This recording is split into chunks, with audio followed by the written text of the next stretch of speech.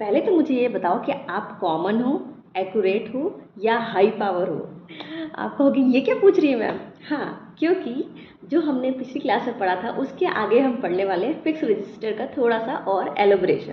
पहला कॉमन हमने बोला, यानी कि फिक्स रजिस्टर में कार्बन कंपोजिशन वाला रजिस्टर था या नहीं था। तो कार्बन यानी कॉमन। ऐसा क्यों? क्योंकि ये जनरली हमारा कॉमनली ईजी अवेलेबल होता है मार्केट में, आप आराम से इसको खरीद सकते हैं। ठीक है, बहुत ही सस्ता भी होता है और बहुत ही रिलायबल होता है, वैल्यू फिक्स होती है और ये चेंज नहीं होती है। ठीक है, मोस्टली ये रेडियो में यूज़ होता है, चार्जर में यूज़ होता है, टॉयज में यूज़ होता है। ठीक है, समझ में आया? तो ये हो गया कॉमन। और फिर मैंने क्या बोला, कॉमन, एक्यूरेट हो या हाई पावर हो। एक्यूरेट से आपको एकदम समझ में आ गया कि ये तो मेटल फिल्म रजिस्टर की बात हो रही है। तो इसमें क्या होता है, इसमें मेटल ऑक्साइड की लेयर होती है। जैसे कार्बन में कार्बन ऑक्साइड की लेयर होती है, इसमें हमारी कार्बन फिल्म नहीं होती है, इसमें मेटल फिल्म की हमारी लेयर होती है। ठीक है, अब इसकी एडवांटेज की बात करें तो ये बहुत ही ज़्यादा एक्यूरेट वैल्यू का होता है, जिससे क्या होता है, नॉइज़ कम करता है, यानी कि शोर कम करता है।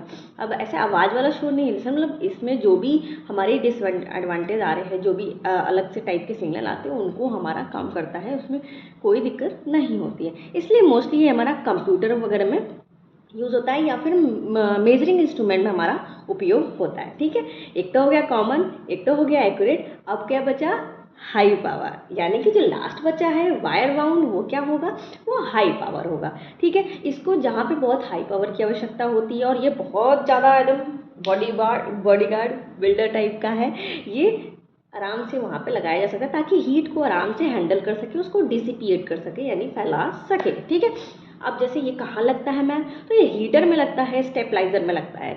ठीक है, तो अभी आपको याद हो गया कार्बन कॉमन, ठीक है, मेटल एक्यूरेट, और नेक्स्ट हमारा लास्ट क्या होगा भाई, वायर बाउंड और हाई पावर। तो आप ऐसे याद कर सकते हो, फिक्स रजिस्टर के बारे में मैम ने बताया है common accurate high power, common accurate high power. ठीक है, बहुत ईजिली याद हो जाएगा, common C for carbon, C for common.